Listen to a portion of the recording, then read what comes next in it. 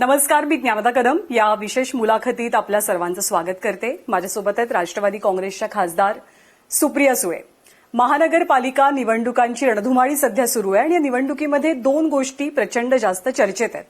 एकतर ठाकरे बंधूंची अनेक वर्षांनंतर युती होणं आणि पुण्यामध्ये पिंपरी चिंचवडमध्ये पवारांचं एकत्र येणं. पवार एकत्र आलेले आहेत, ते पुढे सोबत राहण्यासाठी एकत्र आले आहेत का? युती नेमकी कशी घडली? आणि सगळ्यामधला इंटरेस्टिंग पार्ट म्हणजे सुप्रिया सुळे प्रचारामधनं थोड्याशा मिसआउट झाल्यासारख्या अनेकांना का वाटतायत, या आणि अनेक मुद्द्यांबद्दल आपण सुप्रियाताईंशी संवाद साधूयात. सुप्रियाताई नमस्कार, आपलं स्वागत आहे एबीपी माझामध्ये. सध्याचा निवडणुकीचा प्रचाराचा सगळा माहोल पाहता आगामी काळात राज्यात राजकीय चित्र नेमकं कसं असेल याबद्दल तुम्हाला काय वाटतं? एकतर आत्ता जे महाराष्ट्रात इलेक्शन चाललंय हे मला वैयक्तिकपणे अस्वस्थ करणार आहे. ज्या पद्धतीने आघाडी युती ह्या ज्याच्या झाल्या आहेत ह्या अस्वस्थ करण्यासाठी एवढ्यासाठीच आहे की मला स्वतःला त्याचा अविभाज्य भाग असताना समजत नाही की नक्की कोण कुणावर कुठे गेले. काल योगायोगाने जी JPC आहे, जॉईंट पार्लमेंटरी कमिटीसाठी मी काल दिल्लीला गेले होते. एक अति महत्त्वाचं बिल येतं आहे, 130वं अमेंडमेंट बिल येतं आहे जे होम मिनिस्ट्रीने मूव्ह केलं आहे.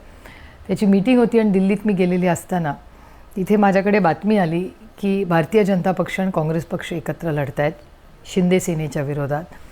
भारतीय जनता पक्ष MIM आणि मला वाटतं राष्ट्रवादी काँग्रेस पक्ष अजित पवार एकत्र येत आहेत शिंदेंच्या विरोधात.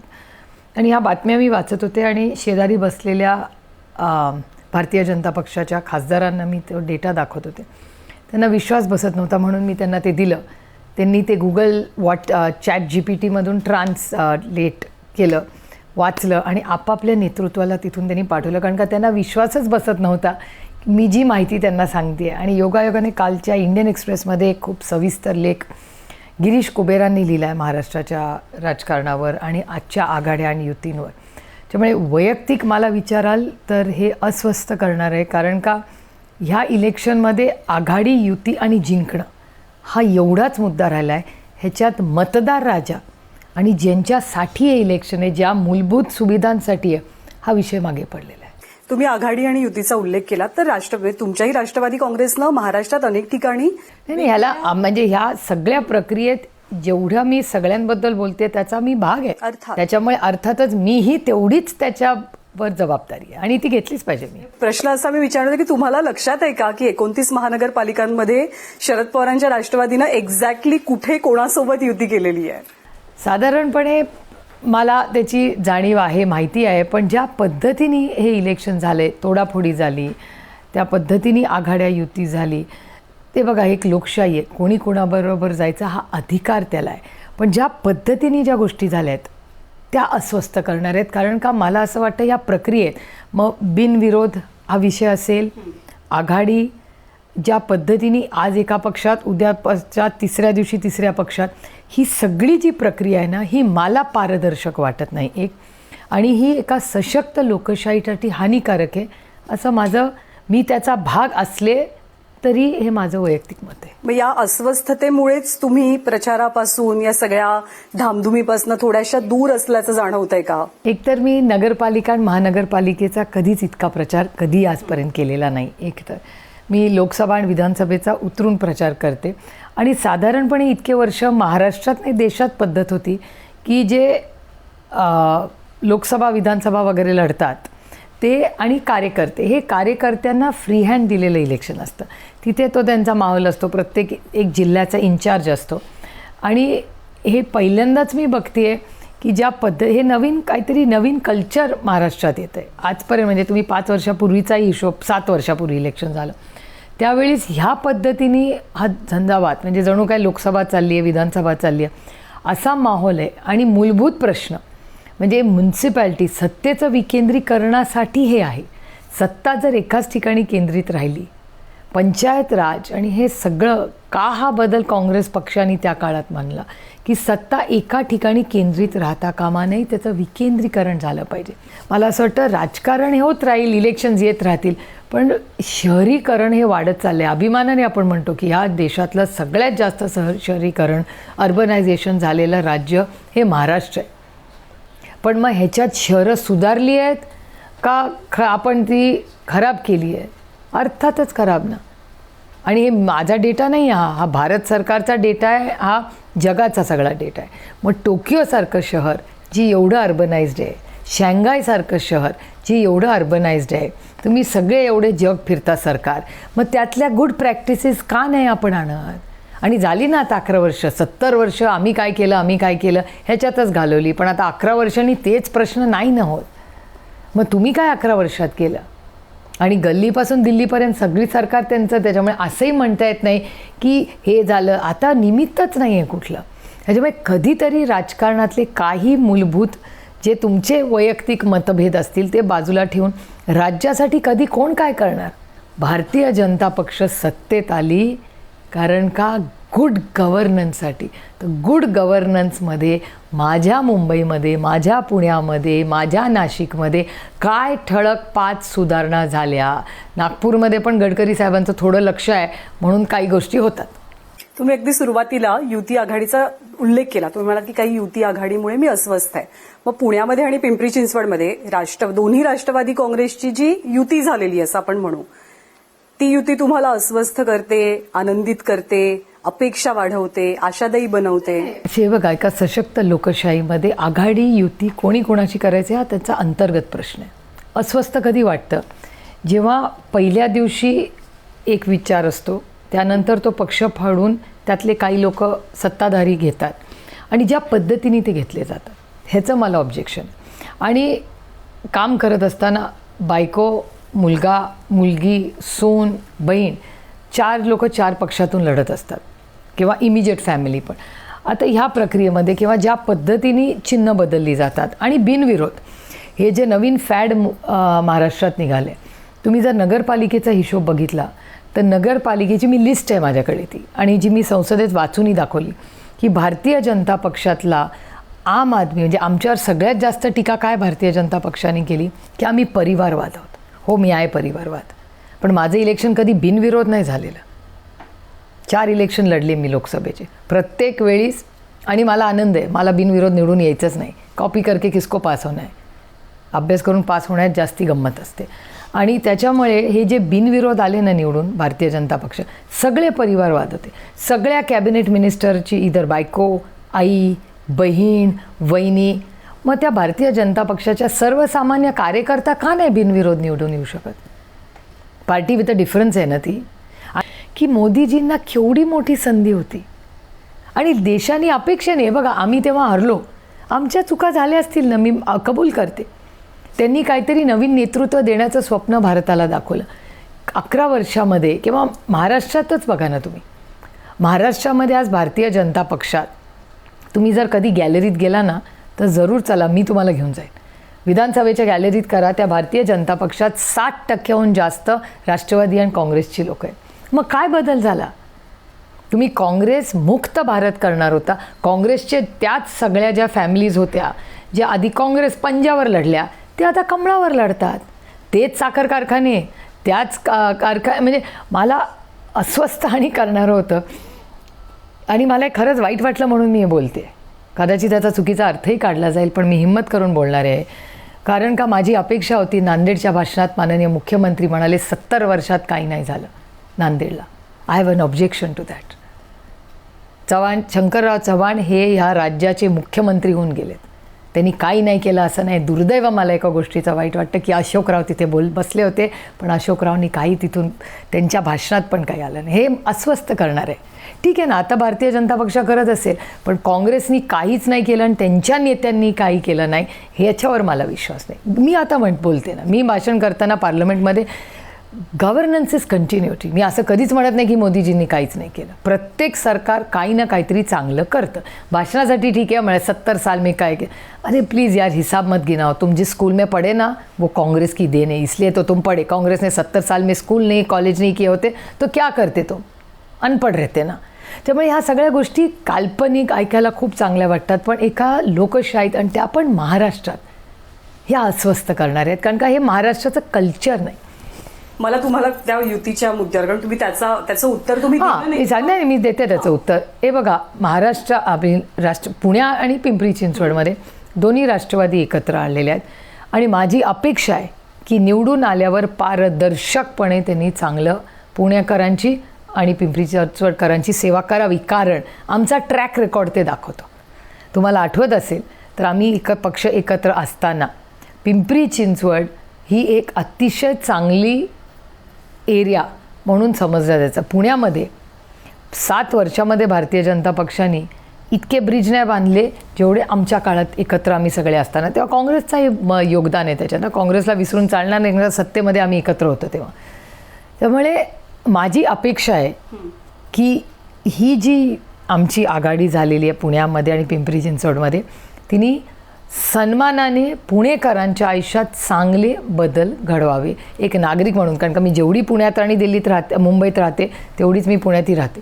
तुम्ही पुण्याची युती त्याला विकासासाठीची युती म्हणताय, दोन्ही राष्ट्रवादीची झालेली. तुम्ही त्याच्यात विकास पाहताय, पण अनेक जण त्या युतीमध्ये विलिनीकरणाची बीजं पाहतायत दोन्ही राष्ट्रवादीच्या.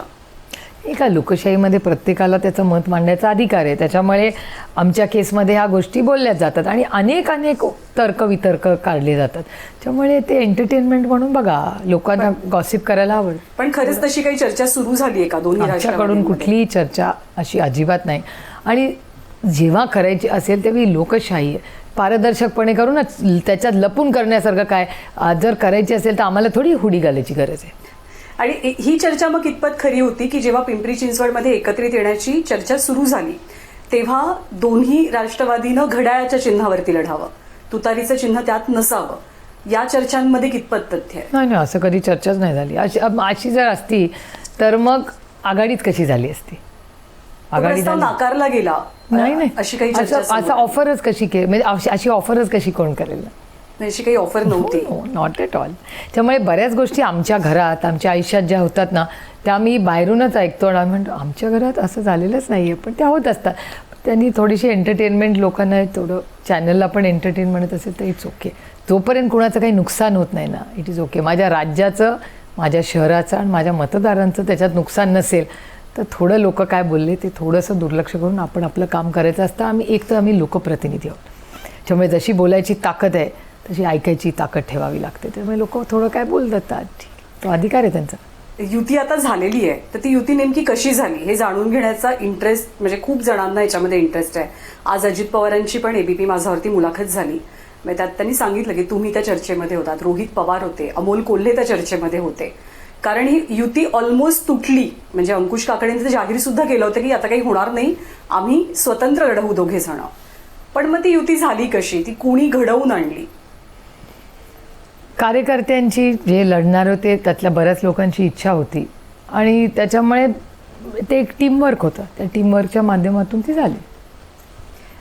नगरपालिका आणि नगर परिषदांच्या निवडणुकांमध्ये राष्ट्रवादी काँग्रेसला किंवा विरोधकांनाही आपण म्हणू अपेक्षेप्रमाणे फार यश मिळताना दिसलं नाही. तुम्ही त्याचं तुमच्या पक्षाच्या बाबतीत काही इव्हॅल्युएशन केलं की हे का झालं? नाही, एक तर आम्ही इव्हॅल्युएशन करतच राहतो प्रत्येक, म्हणजे सरपंचाचं इलेक्शन जिंकलो आणि हारलो, आम्ही जिंकलो तरी आणि हारलो तरी त्याचा नेहमी एक अभ्यास करतो, कारण का तो एक आपल्याला विषय कळतो की काय आहे अशा बाबतीत. आणि तुम्ही जर डेटा पाहिला ना, देशात कुठेही साधारण ह्या लोकल बॉडीजच्या इलेक्शन असतात ना, जे सत्तेमध्ये असतात ना तेच त्या जिंकतात. हा देशाचा डेटा. आम्ही जेव्हा सत्तेत होतो तेव्हा आम्ही सगळ्या जिंकायचो. त्याच्यामुळे हा साधारणपणे हे मॉडेल, जे कोणी राजकारणात आहेत किंवा साधारण रिपोर्टिंग करतात त्या सगळ्यांना हे मॉडेल माहिती आहे. त्याच्यात काही नवीन नाही.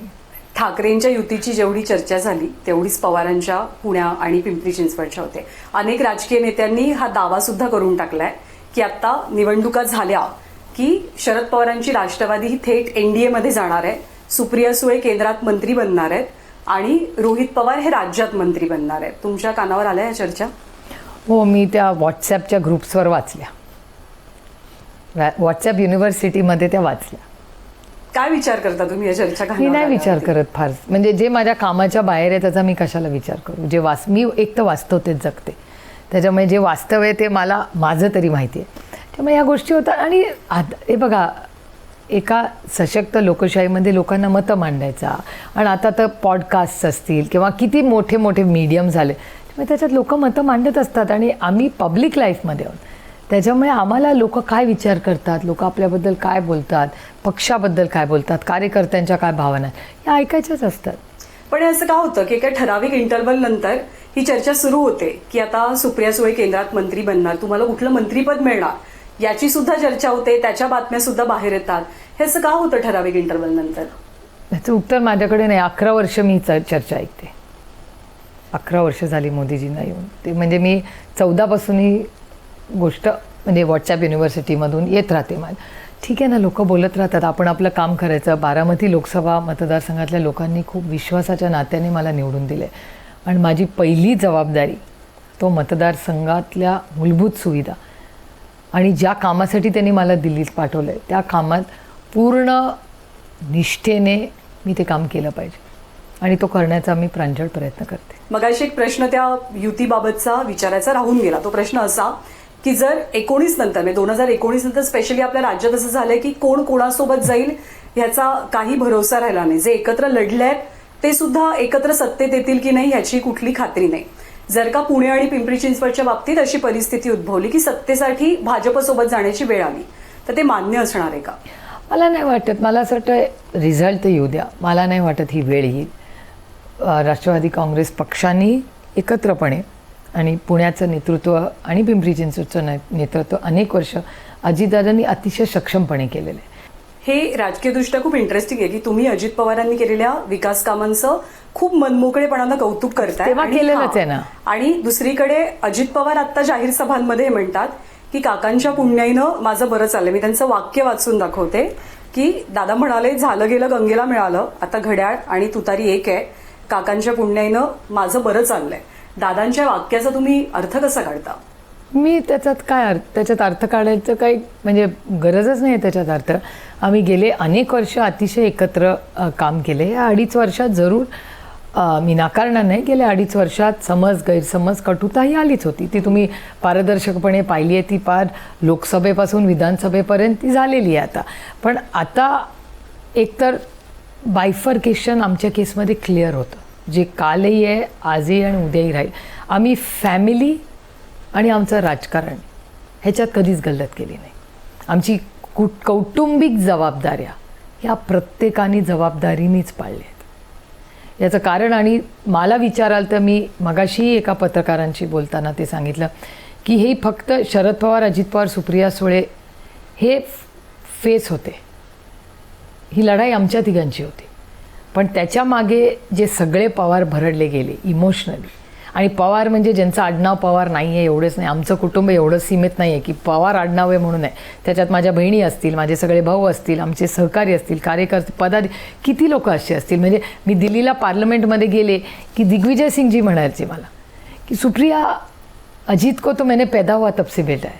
त्याच्यामुळे अजितबद्दल दिग्विजय सिंगजींच्याही मनात म्हणजे मी हे फक्त आमचं कुटुंब म्हणून सीमित बसत नाही की आमचे जे संबंध लोकांबरोबर राहिलेले, जे कौटुंबिक संबंध आहेत त्याच्यात तेही लोक भरडले गेले. त्यामुळे आपण ते तेवढं सीमित नाही. त्या सगळ्यांचाही मी कधी कधी जेव्हा विचार करते की ठीक आहे आम्ही ही लढाई लढत होतो पुढे जाऊन, पण त्याच्या मागे किती असंख्य लोक असतील जे कदाचित नाही ते दुखवले गेलेलेच आहेत. ते कशातून गेले असतील ह्या सगळ्या प्रक्रियेमध्ये, कारण का ते भरडले जात होते. त्याच्यात चूक कुणाची होती नव्हती, ती एक विचारधारेची लढाई होती, ती ज्या पद्धतीने गोष्टी झाल्या त्याची लढाई होती. तो हा एक वेगळा विषय आहे, तो परत कधीतरी आपण सविस्तर बोलू त्याच्याबद्दल. कारण आत्ता आपल्याला आधी लग्न कोंडाण्याचं, त्याच्यामुळे म्युन्सिपल इलेक्शनबद्दल सीमित ठेवूया.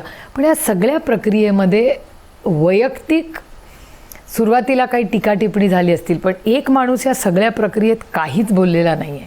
त्या माणसाचं नाव शरद पवार आहे.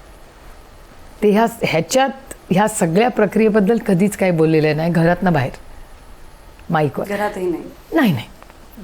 दॅट इज शरद पवार ना, मास्टरिंग ऑफ द माइंड. ते कधीच बोलत नाहीत.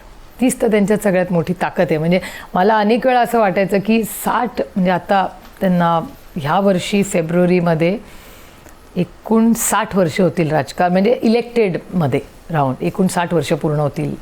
3 मार्चला ह्या शपथ घेऊन आमदार म्हणून त्यांना, आणि 59 वर्ष पूर्ण होतील. ह्याच्यात त्यांची सगळ्यात मोठी ताकद राहिली आहे की त्यांचं कमी बोलणं आणि गप्प बसणं.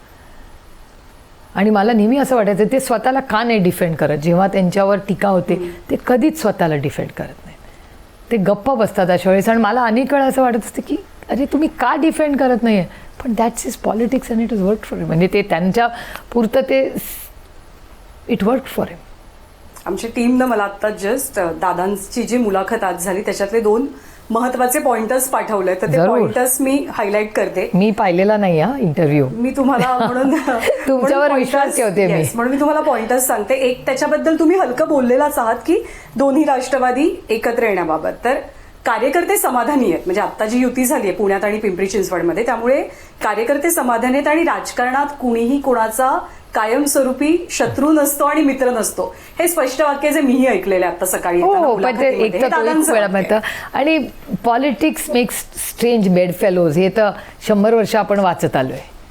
त्याच्यामुळे ही गोष्ट राजकारणात होत राहते. मी तुम्हाला म्हणलं राष्ट्रवादी आणि काँग्रेस, म्हणजे ह्याच्यात मी सोनियाजींना खूपच ह्या बाबतीत मी म्हणजे नाही, आपण आता हे हे बोलतो. स्पेसिफिकली पवारांबद्दल ओके. बोलूयात ह्याच्यामध्ये, की दादा जे म्हणतात की त्यांनी खूप छान हसून उत्तर दिलं जेव्हा त्यांना विचारलं की दोन्ही राष्ट्रवादी आगामी काळात एकत्र येणार का, तेव्हा ते हसून म्हणाले की राजकारणात कोणी कोणाचा कायमस्वरूपी शत्रू नाही, मित्र नाही, आत्तापुरतं तुम्ही हे एवढंच समजा. म्हणजे थांबले ते तिथेच.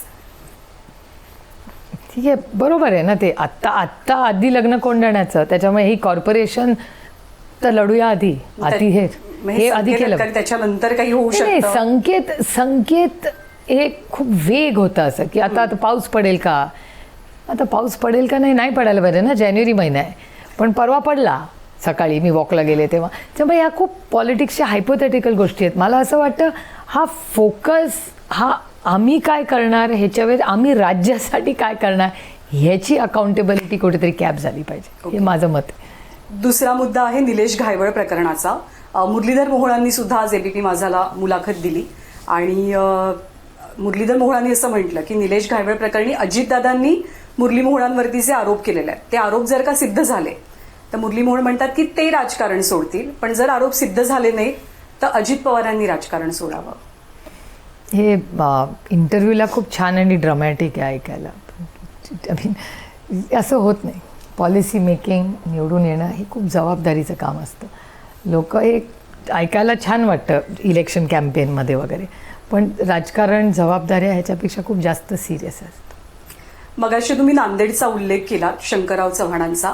या निवडणुकीमध्ये तो एक हायलायटर बघायला मिळतो आहे की एखाद्या नेत्याच्या त्या टेरिटरीमध्ये जाऊन त्या नेत्याबद्दल काहीतरी बोलणं, जे लातूरमध्ये पण झालं. रवींद्र चव्हाणांनी विलासरावांबद्दल एक विधान केलं, ज्याबद्दल अर्थात मुख्यमंत्र्यांनी लगेच दिलगिरी सुद्धा व्यक्त केली. लोकसभेच्या बाबतीमध्ये ते पवार साहेबांसोबत सुद्धा झालेलं होतं. तर ह्याची गरज का पडते सध्या, किंवा हे गरजेचं आहे का हे असं करणं? त्यांच्या ध्येय धोरणांवरती किंवा त्यांच्या डिसिजन्सवरती टीका होऊ शकते. नाही, पॉलिसीवर केलीच पाहिजे, पॉलिसीवर केलीच पण पाहिजे. वैयक्तिक पातळीवरची टीका करण्याची गरज का पडते? मुद्दे नसल्यामुळे असेल कदाचित, पण हे दुर्दैवी आहे जी काय झालं. आणि मला वाटतं भारतीय जनता पक्षाच्या अध्यक्षांनी पण दिलगिरी व्यक्त केली. पण रितेशनी जो व्हिडिओ टाकला तो माझ्या मनाला फार भावला, कारण खूप कमी शब्दात त्यांनी त्याच्या वडिलांबद्दल जे त्याचं मत मांडलं, त्याचं खरंच मी रितेशचं कितीही कौतुक केलं तरी कमीच आहे. आणि मला असं वाटतं काही गोष्टी आयुष्यात आर ऑफ नो कॉम्प्रोमाइज. माझ्या वैयक्तिकसाठी ते तसंच आहे की काही गोष्टी आहेत which is a no go for anybody. त्याच्यात आपले आई वडील त्याच्यात एक मोठा केंद्रबिंदू असतं. त्याच्यामुळे मला वाईट वाटलं नांदेडचं ऐकून, आणि मला खरंच वाईट वाटलं की मला खूप अपेक्षा जास्त होत्या. ठीक आहे ना, जे झालं आता काही अडचणी असतात काही लोकांच्या, मी ते म्हणजे पक्ष सोडण्याबद्दल मला दुःख नाही. ठीक आहे ना, तुम्ही एक डिसिजन घेतला ह्याच्याबद्दल माझ्या मनात काही त्यांच्यावर टीका करायचा अधिकारच नाही. म्हणजे इज मच ओल्डर दॅन मी. मी कुठल्या तोंडाने ह्या राज्याचे मुख्यमंत्री वडील राहिले, ते राहिले, त्यामुळे मी बोलूच शकत नाही. पण मला अस्वस्थ एवढ्यासाठीच वाटलं की ती टीका त्यांच्यापुरेच सीमित नव्हती. 70 वर्षात काँग्रेसने नाही काही केलं, हे जरा जास्त झालं नांदेडच्या बाबतीत. आणि लातूरच्या बाबतीत तर इट इज ॲब्सोल्युटली म्हणजे हे चुकीचंच होतं. आणि त्या व्यासपीठावर त्यांचा मुलगा तरी नव्हता. त्याच्यामुळे मला नांदेडचं जास्ती अस्वस्थ करणारं होतं. पण ज्या पद्धतीने रितेशनी विथ डिग्निटी ते डिफेंड केलं, आणि मला असं वाटतं धीरज आणि अमितनी ही जो क्लास अँड डिग्निटी दाखवली, हे संस्कार आहेत, त्यांच्या घरावर झालेले काँग्रेसचे संस्कार आहेत. त्याचा मला सार्थ अभिमान आहे की त्या दोघांनी, म्हणजे जेव्हा अमित देशमुखांवर सांगितलं की आता लातूर बंद करा, ते म्हणले नाही, लातूर बंद नाही करायचं, आपण काम करत राहू. देशमुख साहेब ह्याच्यापेक्षा खूप जास्त मोठे. जी मॅच्युरिटी त्या 3 भावांनी दाखवली, तो सुसंस्कृतपणा दाखवला, हे महाराष्ट्राचं राजकारण आहे. आणि हेच मी अनेक वेळा देवेंद्रजींना म्हणजे मी विनंती केली आहे की तुमच्या बाजूची जबाबदारी तुम्ही घ्या, माझ्या बाजूची मी घेईन, पण एक कुठेतरी लक्ष्मण रेखा आपण आखूया ज्याच्यात तुम्हीही ती क्रॉस करायची ना, आम्हीही करायची नाही. आणि महाराष्ट्राचा सुसंस्कृतपणा ज्याच्यासाठी कैलासवासी यशवंतराव चव्हाणांनी हा मंगल कलश, त्याच्यासाठी हा महाराष्ट्र आहे, त्याचा सार्थ अभिमान आपल्या सगळ्यांना आहे. तो टिकून ठेवायची नैतिक जबाबदारी आमच्या सगळ्यांवरच आहे. जेवढी देवेंद्रजींवर आहे तेवढीच आमच्यावर पण आहे ना. त्याच्यामुळे आम्ही सगळ्यांनी मिळून तो केला पाहिजे. आणि हा जो हे जे सेंटिमेंट इमोशन आहे ना, हे महाराष्ट्राच्या लोकल पॉलिटिक्समध्ये आज व्हॅक्यूम आहे, इट्स अ ह्यूज व्हॅक्यूम. ह्याचं वाईट वाटतं. निवडणुका महापालिकेच्या आहेत, पण राज्यात एक विषयाचा चर्चेत आहे जो तुमच्या थेट कुटुंबाशी निगडीत आहे. तो MCAच्या निवडणुकांचा विषय आहे की रोहित पवारांनी त्यांच्या सगळ्या सोयऱ्यांना आजीवन सदस्यत्व बहाल केलं आणि त्यात अर्थात रेवतीचं पण नाव आहे, अन्य नावं आहेत पवार कुटुंबातली, मगर कुटुंबातली.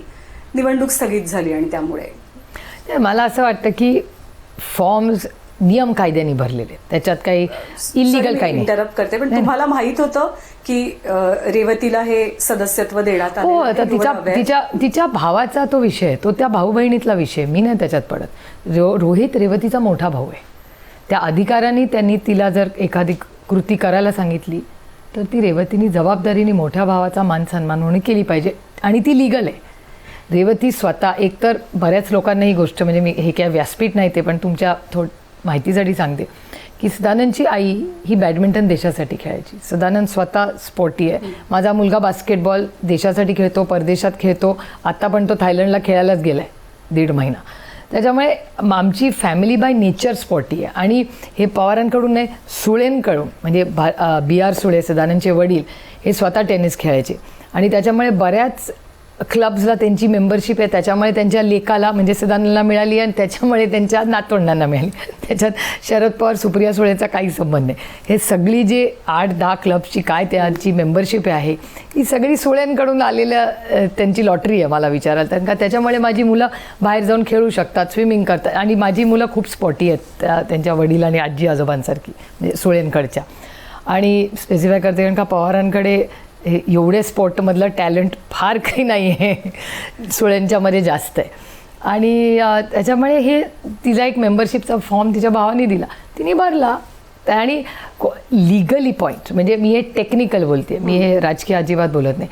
टेक्निकली त्या क्लबला 1000 मेंबर पण कोणी करू शकतं, कोणी, म्हणजे तुम्ही करू शकता. तुम्ही मेंबरशिप मागितली तुम्हालाही ती मिळू शकते, कॅमेरामॅनला मिळेल, आपल्या कुणालाही मिळेल. त्या फॉर्म भरण्यात काही त्याच्यात इलिगॅलिटी नाही, कारण का रेवती ऑलरेडी 8 क्लब्समध्ये मेंबर्स आहे तिच्या सुळे आजोबांमुळे. एक स्वतः ती स्पोर्टी आहे, तिचा भाऊ देशासाठी खेळलेला आहे, अजूनही आता इंटरनॅशनली खेळतो तो, तिची आजी म्हणजे she has more right of sports than me. मी महाराष्ट्रासाठी स्विमिंग करायचे फार कमी लोकांना माहिती आहे, पण तिच्या सुळेंकडून जास्त आहे ते सगळं प्रकरण स्पोर्ट्सचं. तुम्ही पवारांच्या स्पोर्ट्स टॅलेंटबद्दल उल्लेख केला, तर ते तुम्ही म्हणालात की ते स्पोर्ट्स टॅलेंट काय पवारांमध्ये फार दिसत नाही, पण आता रिसेंट जी 2 लग्न झाली पवारांच्या घरात त्याच्यात डान्स टॅलेंट मात्र पवारांचं खूप दिसलं. म्हणजे तुमचं दिसलं, दादा जयच्या लग्नात नाचले, त्याचे रील्स खूप व्हायरल झाले. आता ते टॅलेंट तुम्ही म्हणताय ह्याच्याबद्दल आभार, आमच्या घरात त्याला टॅलेंट समजत नाही. त्याच्यामुळे या गोष्टी लग्नांमध्ये मुलांसाठी आणि त्या ह्याच्यासाठी करत असतो आम्ही. आता व्हिडिओमुळे ते सगळं बाहेर येतं, नाहीतर इतके वर्ष आम्ही हे सगळं, म्हणजे Pawar family is a normal family. तुम्ही जी कोशिंबीर खाता तीच आम्ही खातो, तुम्ही जी टेबलवर चर्चा करता तीच आम्ही करतो. असं दिवसभर बसून काय शरद पवार, सुप्रिया सुळे, अजित पवार असा विचार करत नाही की आत्ता कुठल्या इलेक्शनमध्ये कोणाला तिकीट देऊ, असं नसतं. जे तुम्ही जगता तेच आम्ही जगतो.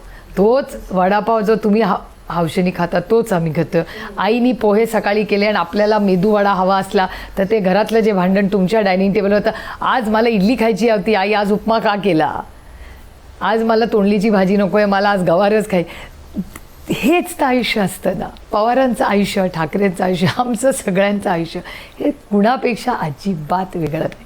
आणि मी शशांक मनोहरांची एक गोष्ट सांगेन तुम्हाला, जी माझ्या डोक्यात तर फिट बसली आहे. शशांक दादा मला नेहमी एक गोष्ट सांगतात की सुप्रिया, एक लक्षात ठेव, तुम्ही राजकारणात असा, बिझनेसमध्ये असा, काही काम करत असा, म्हणजे तुम्ही तुमच्याकडे पैसे असू दे नसू दे, सत्ता असू दे, यश असू दे नसू दे, कोशिंबीर काकडीचीच खातात.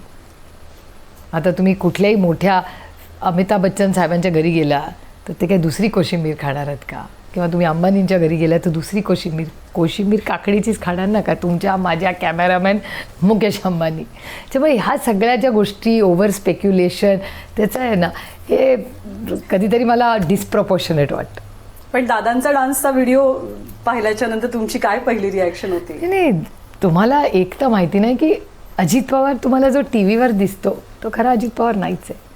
अजित पवार मनाने आणि हौशीने एक खूप हळवा आणि सॉफ्ट माणूस आहे. त्याला आवडणारी गाणी, त्याला ज्या गोष्टी करायला आवडतात, फॅमिली ॲक्टिव्हिटीज म्हणून, ह्या त्याच्या त्या पब्लिक इमेजपेक्षा खूप वेगळ्या आहेत. फक्त तो दाखवत नाही ते. जस्ट टू म्हणजे समअप करूया आपण हा इंटरव्ह्यू की या महानगरपालिकेच्या निवडणुकीनंतर, निकालानंतर राष्ट्रवादी काँग्रेसला तुम्ही कुठे पाहताय? मला असं वाटतं की एकतर ह्या सगळ्या प्रत्येक इलेक्शन आम्ही देशाच्या विकास आणि पॉलिसी, म्हणजे हा जो पॉलिसी विषय आहे ना, हा कुठेतरी या इलेक्शनमध्ये हरवून गेलेला आहे. कारण का त्याच्याबद्दल खूप कमी बोललं झालं. हे आघाड्या, खून, अशाच गोष्टी इतक्या टी व्हीवर येत आहेत की ॲक्च्युली की पाण्याची ही स्कीम होणार आहे. म्हणजे आता पाण्याबद्दल माननीय मुख्यमंत्री परवा एका ठिकाणी बोलले, आणि मला टीका करायची नाही मुख्यमंत्र्यांवर, पण मला मुख्यमंत्र्यांना हा प्रश्न जरूर एकदा विचारायला आवडेल की जलजीवन मिशनसारखा उत्तम कार्यक्रम केंद्र सरकारने केला. बघा, मी कौतुक करते त्यांच्या सरकारचं, कारण का त्या सरकारचा तो प्रोग्रॅम खरंच चांगला आहे. आणि 50% केंद्र सरकार आणि 50% महाराष्ट्र सरकार. आणि तेव्हा उद्धवजींचं सरकार महाविकास आघाडीचं सरकार होतं, आणि महाविकास आघाडीनी 50% पैसे दिले आणि केंद्र सरकारने पैसे दिले, आणि तो झाली ती. आज जलजीवन मिशनमध्ये CR पाटील साहेब मंत्री आहेत आता त्याचे, आणि त्याच्यात सगळ्यात जास्त प्रश्न कोणी विचारले असतील तर निलेश लंके आणि बगरे सरांनी आणि बाप्पांनी विचारले, म्हणजे बीड, अहिल्यानगर आणि नाशिक. आणि सगळीकडे जलजीवन मिशनच्या इन्क्वायरीज लागल्यात, आणि सगळीकडे काम हे अतिशय वाईट दर्जाचं झालं. आणि हे माझ्याकडेही झालं, म्हणजे हे काय मी त्याच्यात काही वेगळी असं नाही, पण महाराष्ट्र सरकारने एकीकडे आता जर माननीय मुख्यमंत्री म्हणतात इतकी करोडो रुपयाची आम्ही पाण्याची कामं करू, मला खूप विनम्रपणे महाराष्ट्राच्या माननीय मुख्यमंत्र्यांना विचारायचं आहे की मग जलजीवन मिशनचं काय झालं? एवढा मोठा केंद्र सरकारचा निधी या राज्यात आला, मग का CR पाटलांना त्याची इन्क्वायरी लावायला लागते? आणि हे प्रत्येक खासदार, आणि हे फक्त आम्ही एकत्र काम करतो नाही, भारतीय जनता पक्षाच्या खासदारांचं पण हेच मत आहे की Jal Jeevan mission has failed in Maharashtra. मग एवढं करोडो रुपयाचा निधी काय झालं? त्याचा चुराडा झाला. ह्याचं उत्तर माननीय मुख्यमंत्र्यांना द्यावं लागेल. मी असेंब्लीमध्ये नाही ना तर विचारलं असतं, पण मी पार्लमेंटमध्ये हा प्रश्न नेहमी विचारते. सो राष्ट्रवादी कुठे असेल या निवडणुकीत? राष्ट्रवादी काँग्रेस पक्ष हा पॉलिसी लेवलसाठी आणि महाराष्ट्राच्या मायबाप जनतेसाठी हे पारदर्शकपणे काम करत राहील. यश अपयश काय येईल हे मला नाही. मी काय आपकी बार 400 पार वगैरे असला मी काही स्टेटमेंट्स कधी करत नाही. माझी स्टाईलही नाही ते, आणि ते मला इंटिमिडेटिंग वाटतं की उगाच असं बोलू नये. त्यामुळे आमचे चांगले कॅन्डिडेट हे लढत आहेत. महाराष्ट्रामध्ये थोडंसं कल्चर इंटिमिडेशनचं, ते बिनविरोध किंवा धनशक्ती, आणि त्या धनशक्तीचा एकच दुःख मला वाटतं की धनशक्ती ही कुठपर्यंत, म्हणजे जर नोटबंदी झाली आहे, नोटबंदी झालेली असताना इथे सगळा जो पैसा इन कॅश हा दिसतो एका कॅबिनेट मिनिस्टरच्या घरात, मग भ्रष्टाचार मुक्त भारत हा कसा झाला? हे एवढे कॉन्ट्रास्टमध्ये आपण सगळे काम करतो. हे अस्वस्थ, परत मी सुरुवातीच्या पॉईंटला येते की फक्त एक नॅरो इलेक्शनचा विचार न करत माझं राज्य, माझा देश हा पुढे कसा जाणार, आणि एवढेच कॉन्फ्लिक्ट जर राहिले तर ह्या देशाचं पुढे काय होईल?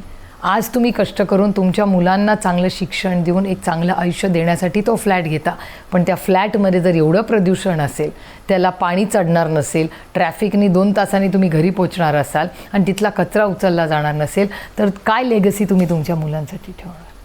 त्यामुळे ह्या सगळ्या गोष्टीचा फार गांभीर्याने जे कोणी सत्तेमध्ये आणि विरोधात आहेत, ह्या सगळ्यांनी कधीतरी स्वतःचे राजकीय मतभेद ठेवून केंद्रबिंदू हा भारतीय नागरिक जेव्हा होईल तेव्हा या देशामध्ये काहीतरी होईल.